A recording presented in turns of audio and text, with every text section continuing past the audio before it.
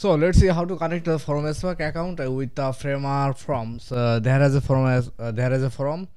We need to connect the Forum Spark account so that we can get those data when someone submit here to like a lead.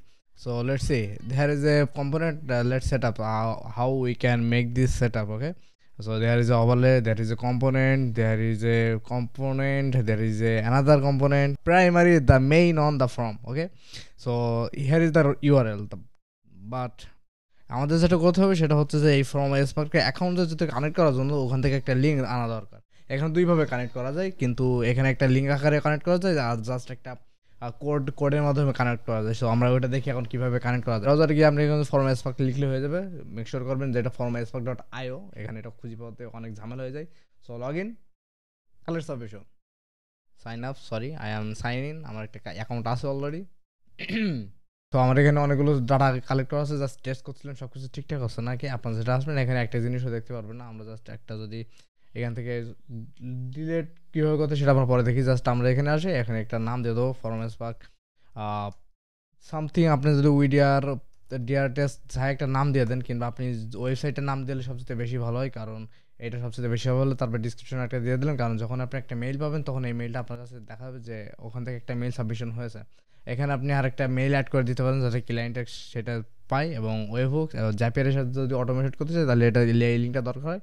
Otherwise আর তেমন কিছু লাগে না। So আমরা এখন যেটা যাবো হাউটুতে যাওয়ার পর আমরা একটা লিঙ্ক পাবো। তো এই লিঙ্কটা যদি আমরা কানেক্ট করে দিই তাহলে হয়ে যাবে। অথবা আবার যেটা করা লাগে জাস্ট এই ওপরে জাস্ট এই লিঙ্কটা লাগে, আর কোনো লিঙ্ক লাগে না। কিন্তু আমাদের যেটা লাগবে সেখানে হচ্ছে ফুল লিঙ্কটা। কিন্তু আমার ক্লায়েন্ট আমাকে হচ্ছে যে এই যে সাবমিশন ডাটাগুলো আছে সেই সাবমিশন ডাটাগুলো আমাকে দিয়েছে।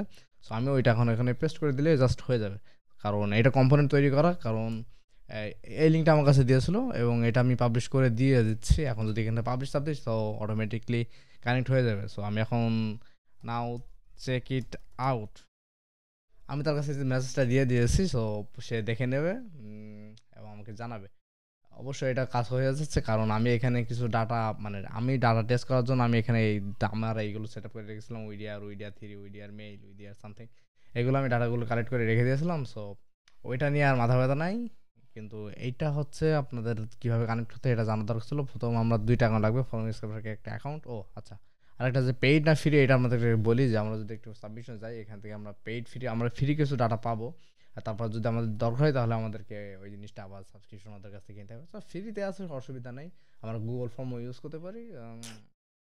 কিন্তু কাহিনী হচ্ছে যে প্রফেশনালিজমের একটা বিষয় থাকে এই কারণে। সো আমরা শিখে গেলাম, আমরা ফ্রমাস্টারকে অ্যাকাউন্ট খুলবো এবং টেমপ্লেটে ফর্মের ভিতরে আমরা জাস্ট এখান থেকে একটা ইউআরএল বসাই দেবো। দুইভাবে ইউআরএল অ্যাড করা যায়, জাস্ট একটা কোড আর ফুল ইউআরএল।